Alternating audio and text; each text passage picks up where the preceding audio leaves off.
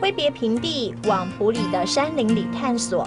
许多回乡的年轻人在这里逐梦。敢于追寻自己的愿望，需要的是勇气。走出舒适圈，眼前并不会都是坦途，但最重要的是得要时刻珍惜眼下。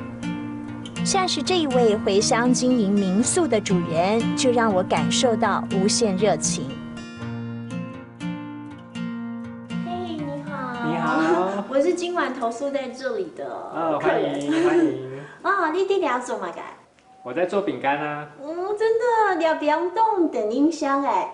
对呀。我可以试试看吗？可以，没问题。来，太棒了！这边有什么东西好玩啊？我们做完饼，晚上可以去看萤火虫。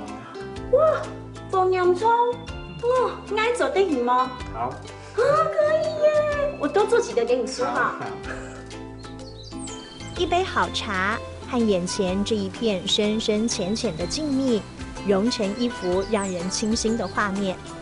好心情油然而生，从白天到黑夜，美景到人情味，交织出埔里的诱人魅力。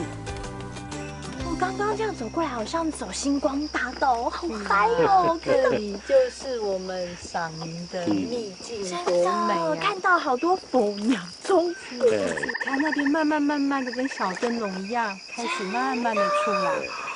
哇，是不是要小声一点？对，好想等它飞来哦！快点过来，蜂鸟钟！等等，有机会哦。好，慢慢的越来就越多了。好啊。